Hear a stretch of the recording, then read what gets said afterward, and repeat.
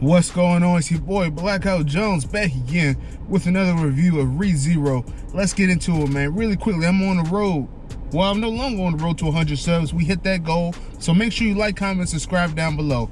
Let's get to it. So we come back to Subaru on a new reset after Roswell and him had that discussion and they, died together. And what he ends up doing is beginning the second trial. The second trial was a series of pretty gruesome, all of his deaths were compiled, and we saw the aftermath of, what people were thinking and what they were doing as soon as he, killed himself off or he died or what have you.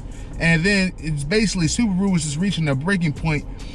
I just want to take a pause and say, how strong this guy's character is, man. Even though he dies a multitude of times, like, I think the average person would have been like, I think they would have gone insane by now by how many times they've died and had to come back, mind you, because or some people would just, just stop trying and, fix the future and just live comfortably, live their own life, in this new world without, absence of, anything else. But Subaru just keeps on going forward and trying to do the right thing. So, this character has some guts to him, so I'm not mad at it, right? So after all this deaths, flashbacks, a fraud rim comes about, turns out to be the Witch of Lust, and this was all a part of the trial, and Echidna eventually pulls him out of this trial and speaks to him about how it works and whatnot, and then she offers him something. Echidna, we've been wondering whether she was exactly a good witch, if there is one, or if she was evil. Now, so far she's been pretty chill, pretty helpful, but she was basically just laying a trap, so it seems, right? So eventually she says, Subaru, I want to help you out, whatever, and I have an idea. All you got to do is form a contract with me. Now, initially, I instantly thought about everybody that had a contract with her. They all seem pretty unhappy. I'm sorry, y'all. excuse me. That's that Chipotle fucking with me. But they all seem pretty unhappy. Beatrice, peak unhappiness. Roswell, he seems indifferent, right? Who else? I think Garfield also is under contract. There are many people under contract with, Bilma. Many people are under contract with the Witch of Greed, Echidna, but none of them seem happy and none of them seem any closer to reaching their goals as a point of this contract. And so Subaru was contemplating it until basically she was trying to pimp this man out, understand me? And she was, he might have gone along with it until she got too excited. She showed her cards too much. She was overly joyed when he said, well, that might not be such a bad idea. She literally jumped out of her chair and, almost knocked the goddamn table over.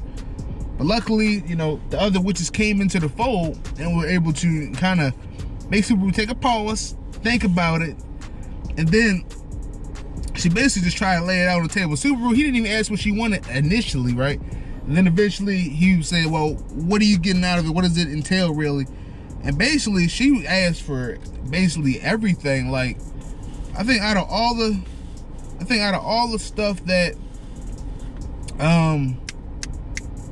all her contracts, I think the one that she was going to make with Subaru, basically she was trying to take the man's soul. She said all your achievements, all your accomplishments, all your anything, your struggles, your pain, your future, your potential.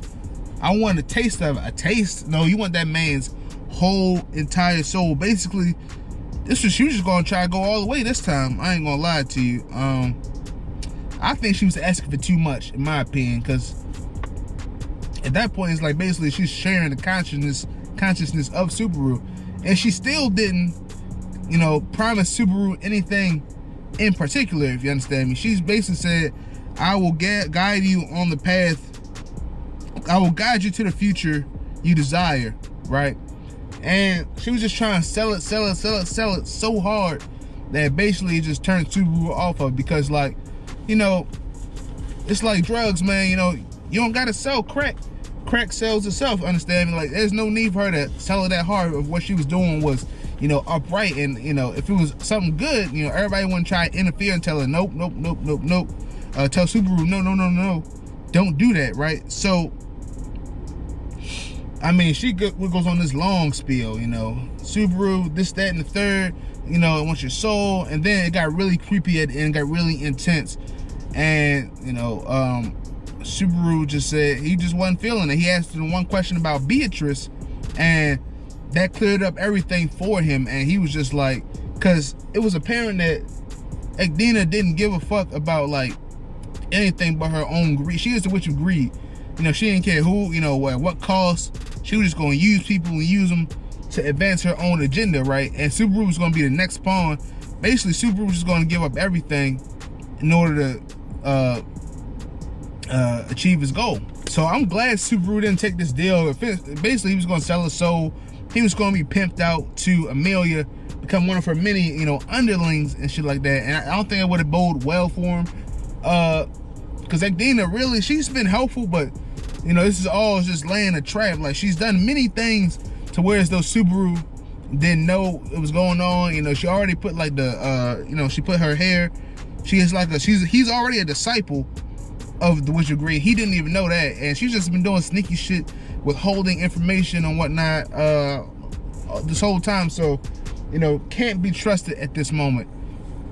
At the end, Subaru was like, basically, I can't give it to you. He says you're basically a monster because she's done a lot of, you know, like, underhanded shit and contracted people out and pimping people out this whole time. So he says he's gonna give it to her, his hand to her. And so, of course, let's check my message. But of course, I was thinking, I didn't know who he was talking about, but then the Witch of Envy showed up. Satella showed up.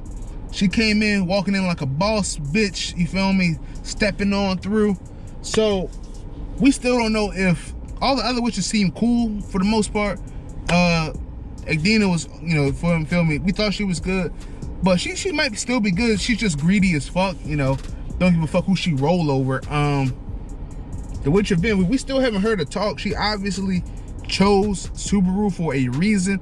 So, and Subaru said that he wanted to save her that one time when he was, I don't know, it was not a trial, but it was definitely like, oh, when the Witch of Envy was trying to, you know, grab a hold of Subaru, and she was going on a tear like a couple episodes ago. It might have been last episode.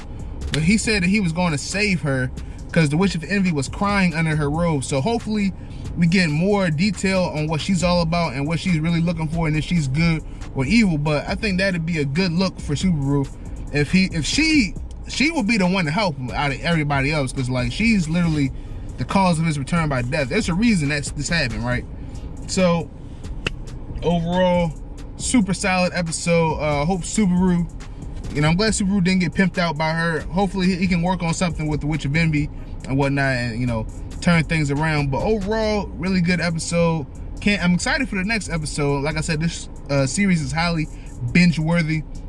So you make sure you stay corona free, stay sucker free, have a blessed day. Let me make sure I didn't miss anything in my notes, man. All right, y'all take it easy, man. Peace.